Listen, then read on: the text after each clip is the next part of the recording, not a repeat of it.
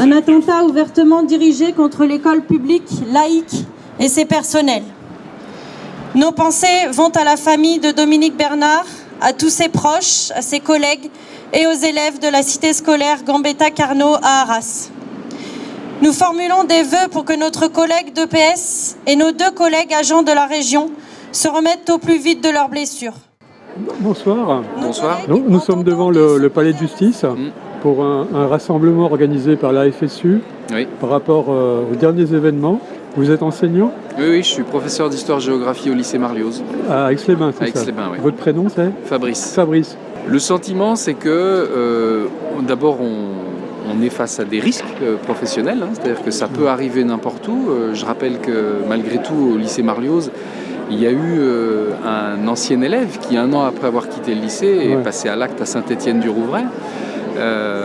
En tuant le prêtre Hamel avec un comparse. En tant que professeur d'histoire-géographie, on est souvent appelé à faire l'enseignement moral et civique et à évoquer la laïcité. Alors soit dans son contexte de naissance historique, soit en tant que valeur de la République, principe de la République. Morgane, vous êtes enseignante ? Où ça ? Au lycée Louis Armand. Louis Armand, Chambéry. à Chambéry. Comment ça s'est passé cet après-midi avec vos élèves ? Alors ça n'a pas été facile parce que j'ai essayé de discuter avec mes élèves justement sur ce qui s'est passé vendredi. Et les élèves, ils ont encore du mal à réfléchir sur ce qui s'est passé et ils n'arrivent pas à bien comprendre Je pense que certains ils se posent des questions sur les valeurs de la République, sur la valeur de la laïcité. Ils n'arrivent pas trop à bien comprendre ce qui l'importance et la gravité de ce qui s'est passé. D'accord. Et c'est des élèves de quelle classe ? Terminale.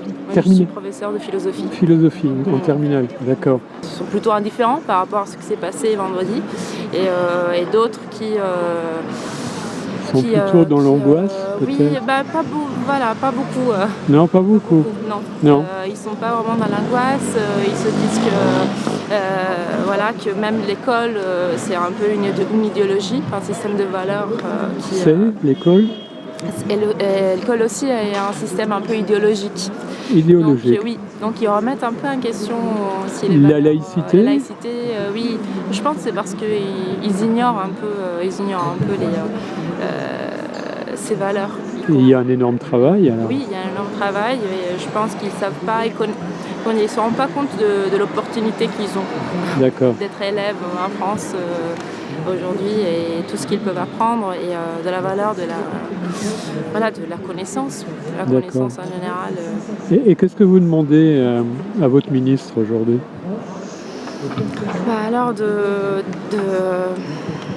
prendre soin des enseignants et de valoriser leur travail et leur rôle dans la société. Parce que les enseignants, ils ne sont pas du tout protégés face à ce genre d'attaque. Et ils ont juste leur pensée, ils ont juste de la parole, l'échange avec les élèves. Et j'aimerais aussi qu'il y ait un peu plus de lien entre enseignants et famille. D'accord. Et ça peut s'organiser comment, ça ?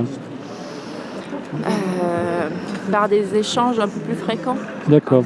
Pour vous, ça passe pas par des portillons, par des vigiles, par des fouilles ? Non, je pense qu'on peut très bien travailler avec les élèves et leurs familles en continuant à faire notre travail. Mais il faut qu'il y ait une solidarité de la part des familles. Il faut un peu plus de dialogue. De dialogue. Et ça, on n'y est pas encore ? Non, pas du tout. Merci, bon courage. Merci beaucoup à vous.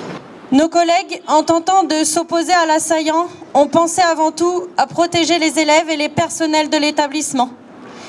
Dominique Bernard y a laissé sa vie. 3 ans après le sauvage assassinat de notre collègue Samuel Paty, dont la mémoire... Olivier, bonsoir. Bonsoir. Vous êtes enseignant ? Oui. Dans quel établissement ? Je suis en lycée professionnel, je suis à Pravaz, à Pont-de-Beauvoisin. C'est un lycée polyvalent. Ok. Un peu loin de Chambéry. Ouais, voilà, le train et le vélo pour... D'accord. Voilà,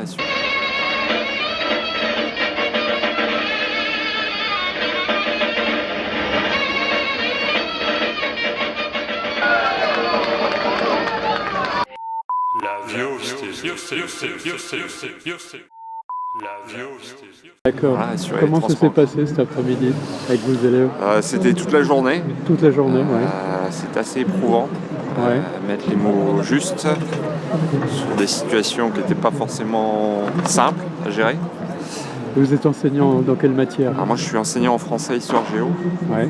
Donc plein cœur de cible. Oui, c'est sûr. Les questions un peu sensibles sur la laïcité, sur la tolérance, Ouais.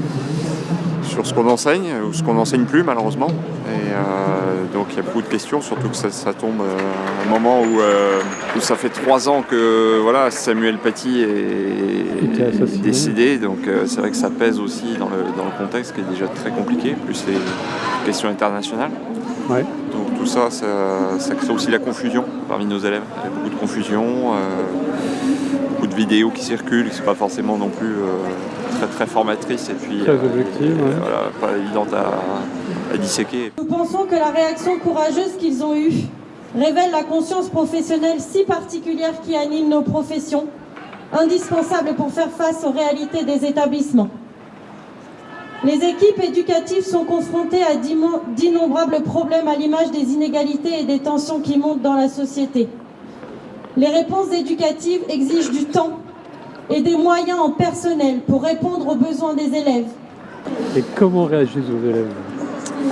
Il y a une part de sidération quand même, parce que s'attaquer à un enseignant, c'est pas rien, c'est s'attaquer à l'école. Ouais. Sur les valeurs de la République, sur la liberté d'expression, sur aussi la question de sécurité, sur comment ça se fait que quelqu'un puisse venir. Moi j'ai quelques élèves qui m'ont posé la question sur est-ce qu'on est plus en sécurité aujourd'hui? C'est une vaste question. Vous répondez quoi? Je ne réponds pas. Je ne réponds pas, je n'ai pas d'éléments de réponse. Il y a quelques éléments de réponse éducative, mais après le rôle de la police ou des préfectures, là c'est autre chose, vu le degré d'état d'urgence aujourd'hui. Donc c'est pas simple, et puis on est fatigué, surtout très fatigué, très usé. Ouais. Et, je pense que nerveusement c'est difficile, c'est très tendu. Anxiogène. Ouais. Et le conflit israélo-palestinien actuel a surgi dans cette discussion? Oui, ça a pesé, on a discuté ce matin entre personnels, il n'y avait pas que des enseignants, il y avait les AED, il y avait les CPE, la direction, quelques agents aussi, et oui, ça perturbe aussi, parce que c'est des questions très complexes, la question du terrorisme, la question des attentats, la question des territoires palestiniens, des revendications, des peuples, les enfants qui sont touchés aussi, ça touche quand même aussi les enfants, les civils. Il y a beaucoup de guerres, donc tout ça qui surajoute au contexte, encore une fois, politique et puis actuel, avec tout ce qu'il y a derrière, qui remonte. Donc c'est vrai que ça fait beaucoup de boulot. D'accord. Vous demandez quoi à votre ministre? Des moyens, je veux dire d'enseigner, parce que par exemple en histoire-géographie, moi en lycée professionnel, on a perdu énormément d'heures, et c'est pas d'aujourd'hui, ça date depuis 2009-2010, il y a déjà 12-13 ans. On perd du temps, alors que les questions sont sensibles et les élèves ont besoin d'explications. Et on manque de temps, on manque de concertation. Donc on demande du temps, des moyens aussi humains, pas juste des caméras ou des portiques.